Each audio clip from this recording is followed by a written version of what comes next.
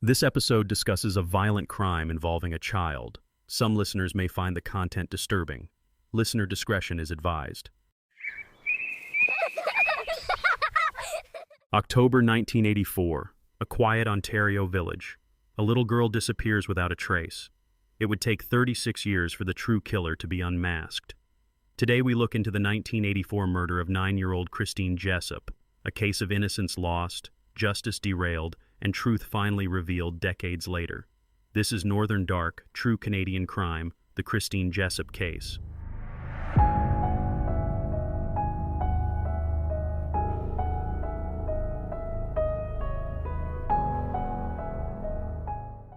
Queensville, Ontario, in the fall of 1984, was the kind of rural community where people left their doors unlocked and kids roamed freely between homes and fields.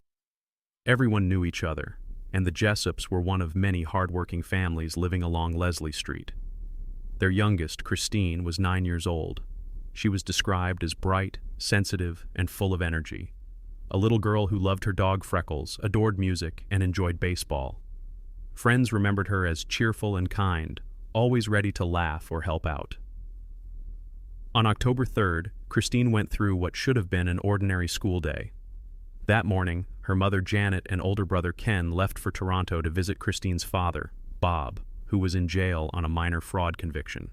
Christine wasn't allowed to go. She was considered too young for a prison visit, so she packed her recorder from music class and headed to school as usual.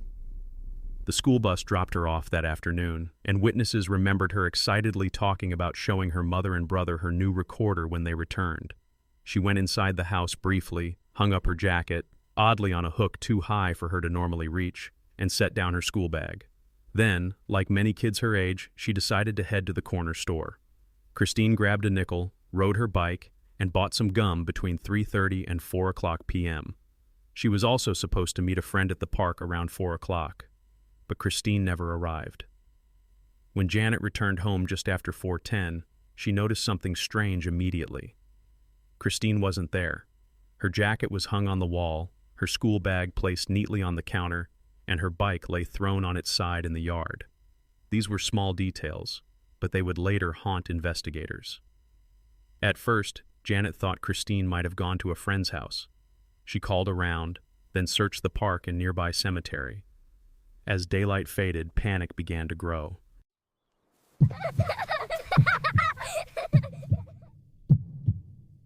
That evening, as Christine still hadn't returned, the Jessops called police.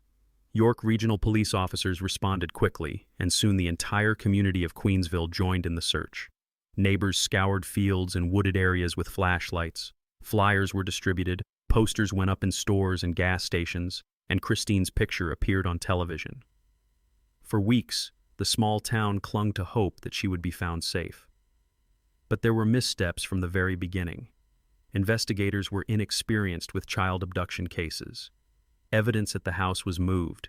Christine's jacket was handled and taken off the hook. A newspaper wrapper from the home was thrown away. Potentially critical items were lost.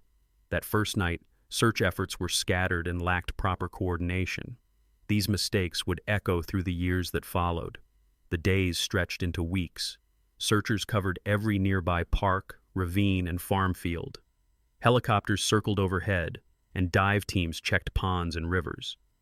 It was one of the largest community searches Ontario had ever seen at the time. But Christine remained missing. Her mother later described the agony of waiting. Every time the phone rang or there was a knock at the door, she hoped it was Christine. Then, on December 31st, 1984, nearly 3 months after Christine vanished, the search ended in heartbreak. A farmer walking his land near Sunderland, Ontario, about 50 kilometers from Queensville, discovered a grisly scene. Hidden in a field were the skeletal remains of a small child.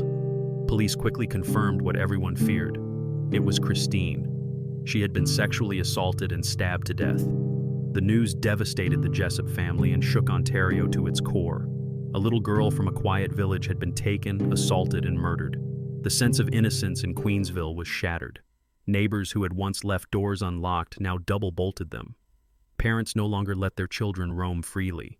The question was no longer, where is Christine, but who could do this? Investigators believed from the start that the killer was someone who knew the family. They compiled a list of relatives, friends, and neighbors who had access to the Jessop home. Among them was Calvin Hoover, a family friend who had spent time with the Jessops. But police didn't pursue him. Instead, suspicion began to circle around another neighbor, Guy Paul Morin.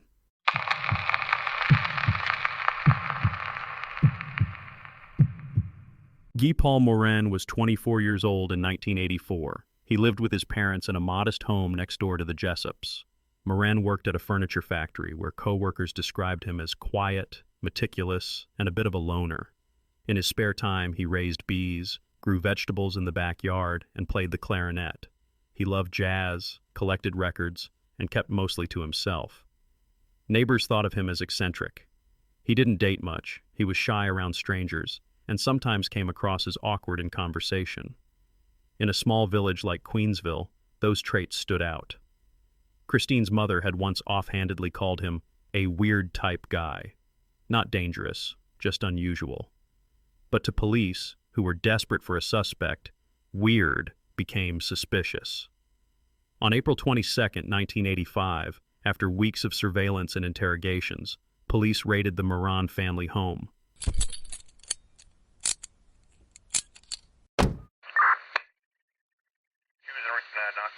They arrested Guy Paul Morin and charged him with the murder of Christine Jessop. For many in the community, the quiet, quirky neighbor suddenly transformed into a monster in the headlines. The Jessop family, devastated by Christine's death, initially accepted what police told them. Christine's mother, Janet, later admitted she believed Morin could have been guilty. She recalled hearing a man outside the funeral wailing, "Help me, oh God, help me," and thought it might have been Morin, overcome with guilt.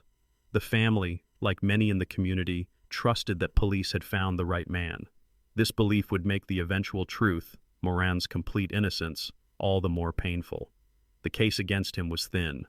Forensic experts claimed that fibers and hairs found on Christine's body and clothing matched Morin's home and car. Today, we know such fiber analysis is highly unreliable. Jailhouse informants also came forward, saying Morin confessed while in custody, testimony later proven false. Prosecutors painted Morin's quiet demeanor, his beekeeping, even his love of jazz as signs of strangeness, the profile of a killer hiding in plain sight. At his first trial in 1986, Morin was acquitted. His defense highlighted inconsistencies and a timeline that simply didn't work. Morin clocked out of work too late to have abducted Christine before her mother returned home. But the Crown appealed, and in 1992, after one of the longest trials in Canadian history, he was convicted of first-degree murder. Morin, a gentle man with no history of violence, was sentenced to life in prison for the murder of his young neighbor, a crime he did not commit. He spent 18 months behind bars, branded as a child killer, before being released on bail pending appeal. Volunteers who believed in his innocence formed the Justice for Guy Paul Morin Committee, but by then, his reputation and his life were in ruins.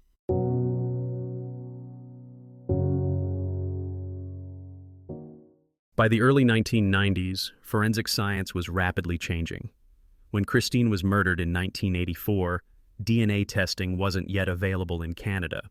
At Morin's trials, prosecutors relied heavily on hair and fiber comparisons, methods that seemed scientific but were deeply flawed. Those fibers became the cornerstone of the Crown's case, even though they could only show that two fibers looked similar under a microscope. But in the background, a new tool was emerging: DNA profiling. By 1992, scientists had begun to extract DNA from old evidence in cold cases. In Christine Jessop's case, semen had been preserved on her underwear. Earlier attempts to test it had failed. The technology simply wasn't advanced enough. But by 1995, labs had improved, and a fresh round of testing was ordered. The results changed everything.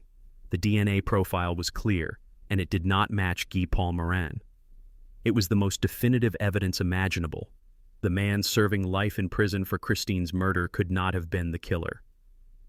On January 23, 1995, the Ontario Court of Appeal convened to hear Morin's latest appeal.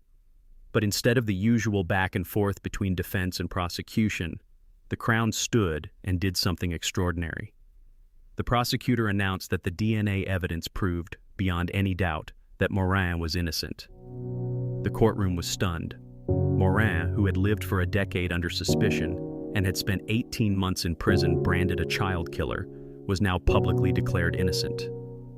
The judges didn't hesitate. They quashed the conviction, entered an acquittal, and offered Morin a formal apology. One of the prosecutors went so far as to say the Crown was deeply sorry for what had happened to him. For Morin, it was both vindication and devastation. He was free, but he could never regain the years stolen from him. Later, he would describe his time in prison as a nightmare, living with the constant threat of violence, isolated and ostracized, carrying a label no innocent man should ever bear.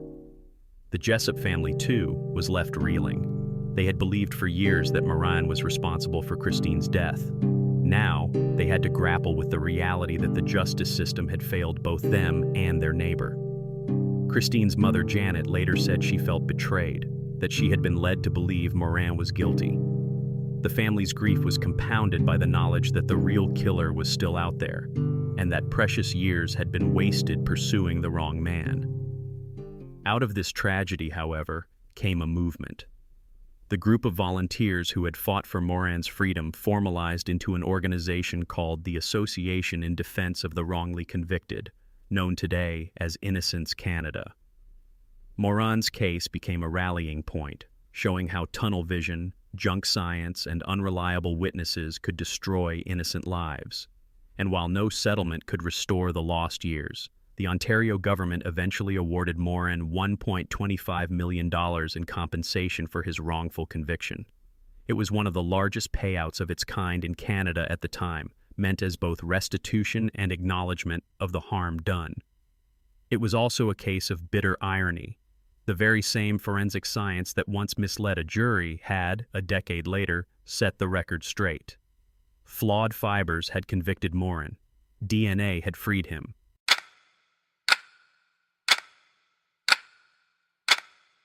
For 25 years after Guy Paul Morin's exoneration, the murder of Christine Jessop remained unsolved. Detectives revisited the case periodically, rechecking evidence, re-interviewing witnesses, but nothing moved the investigation forward. The Jessop family lived in limbo. Christine was gone, Morin was innocent, but the identity of the real killer was still a mystery.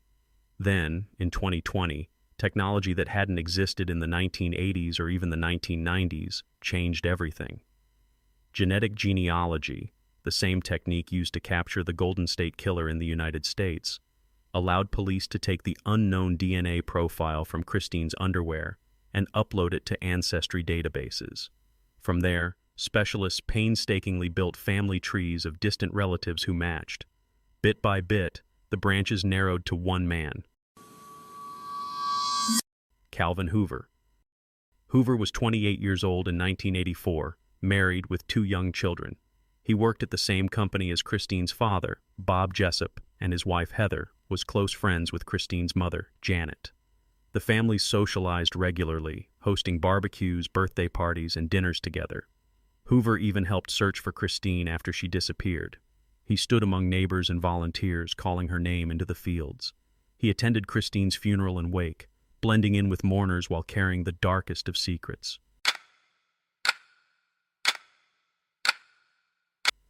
On October 15, 2020, Toronto police held a press conference. The announcement was brief but historic. DNA identified Christine's killer as Calvin Hoover. The match was confirmed using a preserved blood sample taken from Hoover's autopsy. But Hoover himself would never stand trial. In 2015, he had died by suicide. The Jessops and Canada finally had a name, but not the justice of a courtroom.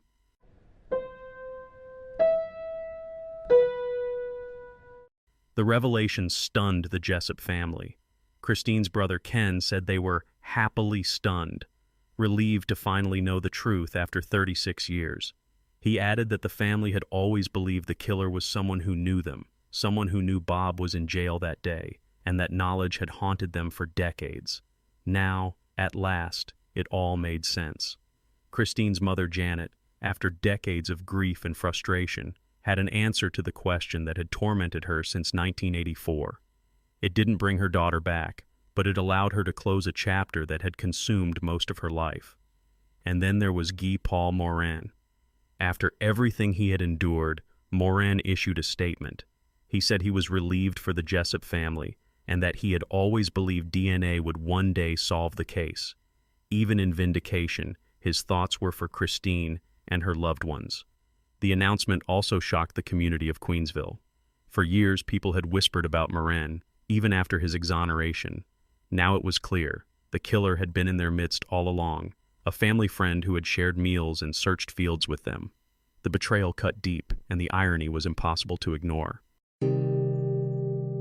When Calvin Hoover's name was revealed in 2020, Janet and her son Ken finally had the answer they had prayed for. It was too late for a trial, but it was a measure of closure. Ken told reporters the family was happily stunned and praised the police for never giving up. For Janet, the revelation came as a bittersweet relief. The man who killed her daughter had been a family friend, someone she'd trusted. But at least she could finally put a name to the evil that haunted her for 36 years. The Christine Jessop case is remembered not just for its tragedy, but for how it changed Canada. It stands as one of the country's most important cautionary tales about wrongful conviction, forensic science, and the need for humility in the justice system. And at the center of it all remains Christine, a little girl who loved baseball and her dog Freckles, whose short life left a legacy that reshaped Canadian law and saved others from similar injustice.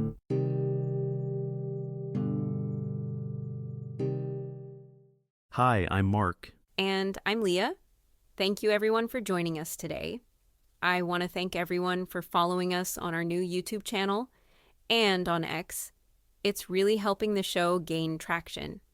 Yes, thank you everyone. Your support is very important to us, and we look forward to bringing you the stories that have changed how our justice system works in Canada, and to remember those lives taken too soon, like the case we are presenting today about Christine Jessop. Well, the Christine Jessop case is a complicated case for the victims and the accused. This case is like nothing we have looked at so far. Every time I go through Christine Jessop's case, I can't get over how much pain it caused, not just for her family, but for Guy Paul Morin. It's one of those stories where the tragedy just keeps piling up. Yeah, it's heartbreaking. Imagine being Christine's mom, Janet. You lose your little girl in the most horrific way imaginable. And then for years, you're told your neighbor, this quiet, odd young man, is the one who did it. You believe the system when it says, "We've got him," and then a decade later, you find out they got it wrong. That's trauma on top of trauma. Exactly. And what sticks with me is how Morin was chosen as the suspect. He wasn't violent, he wasn't predatory, he was just different. He liked bees, he played clarinet, he collected jazz records. He was eccentric, sure, but harmless. Yet, in a small community, eccentric turned into dangerous in the police files. And that's where tunnel vision is so dangerous. Once they zeroed in on him, everything he did, or didn't do, was interpreted as suspicious. His shyness, his awkwardness, even the way he looked past a police officer during questioning. Instead of saying, this guy's nervous, they said, this guy's hiding something. Meanwhile, the real killer, Calvin Hoover, was right there in the family's circle, eating dinner with them, helping search for Christine, standing at her funeral pretending to grieve. That betrayal is chilling. It gives me goosebumps. Because Hoover wasn't some shadowy figure on the margins. He was trusted. He knew Bob Jessop was in jail that day. He knew the family dynamics. And yet, he managed to blend in so seamlessly that no one suspected him. It makes you wonder how many times families have unknowingly let the predator into their homes. And the thing is, police actually had Hoover's name on their list back in 1984. But because they were so locked onto Morin, they let him slip right through their fingers.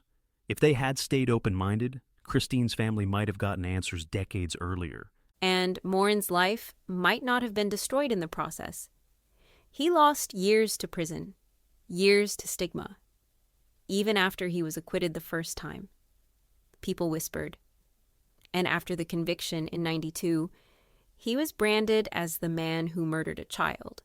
That's a label you never really shake. even if you're innocent. That's why I have so much respect for the way he responded when Hoover was finally identified in 2020.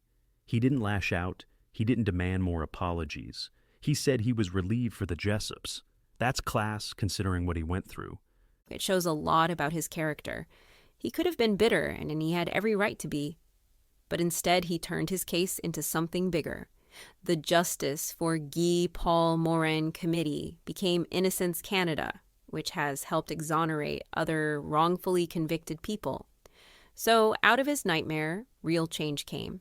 And since 1993, Innocence Canada has exonerated 29 individuals. I'll add their website to the show notes if people are interested in learning more. Innocence Canada is a great advocacy group, and helping 29 individuals is quite the success story. I also want to add that Christine's legacy, too, is massive. She's remembered not just as a victim, but as the reason reforms were made. The Kaufman inquiry put tunnel vision on the map as something investigators are now trained to guard against. Evidence rules tightened. Science in the courtroom was forced to improve. That's Christine's impact. She changed how justice is done in this country. Still, it's bittersweet. It is bittersweet because at the heart of it all was a little 9-year-old girl who loved her dog and her baseball games. Her family lived with heartbreak for decades. They deserve better. And so did Morin. Yeah.